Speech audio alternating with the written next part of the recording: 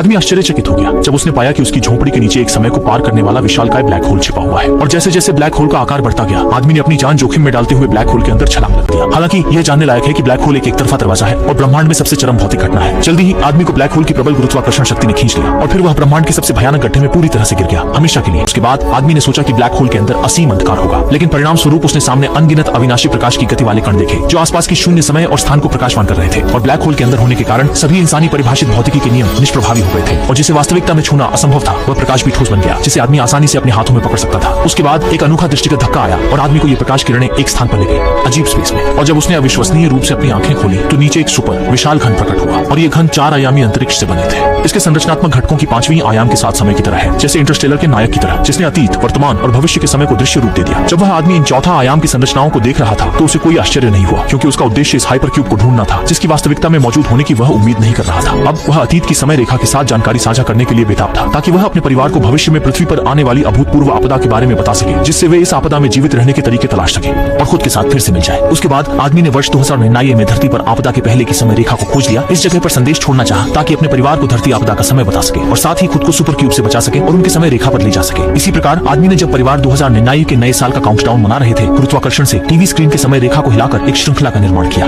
Morse code अपने परिवार को अपनी बताई जानकारी और अपने स्थान की सूचना देना चाहता है। और जल्दी ही लड़के ने टीवी स्क्रीन की घड़ी को देखा। घड़ी को सही नहीं लग रही थी तो उन्होंने कागज का उपयोग करके मोर्स कोड को डिकोड करना शुरू कर दिया। अचानक कुछ गड़बड़ महसूस हुई। यह संभव था उनके पिता की ओर से कोई संदेश देने की कोशिश थी। इसी दौरान सुपर क्यूब में मौजूद आदमी ने जोर लगाना जारी रखा। गुरुत्वाकर्षण रेखा खींचने लगे, क्योंकि सुपर क्यूब में समय की सीमा होती है। उसके बच्चे को तेजी से वह चीज समझनी चाहिए जो वह व्यक्त करना चाहता है। और जैसे जैसे आसपास का समय और स्थान धीरे धीरे ढाने लगा, आदमी भी निराश महसूस करने लगा। लेकिन फिर अचानक क्यूब के बंद होते ही अगले ही पल आदमी धरती पर गिर गया और इस वक्त वह अपने घर लौट आया था। यह आदमी को बेहद उत्साहित करता है, क्योंकि उसके परिवार ने सचमुच उसकी बात समझ ली, मोर्स कोड। लेकिन जैसे ही आदमी घर में प्रवेश करने और परिवार से मिलने की तैयारी करता है, उसने देखा कि घर के अंदर बिल्कुल उसी की तरह दिखने वाला एक आदमी मौजूद है। और इसी क्षण आदमी ने भयभीत होकर पाया कि उसने ब्रह्मांड में एक और भयानक चीज पैदा कर दी है। वह है समय विरोधाभास, क्योंकि एक ही समय और स्थान में कभी दो नहीं हो सकते। एक एकदम समान व्यक्ति, नहीं तो पूरी दुनिया धीरे धीरे ढह जाएगी। इसके लिए आदमी को फिर से ब्लैक होल में जाना पड़ा और पूरी दुनिया के लिए उसने शून्य स्थान में गायब होने का विकल्प चुना।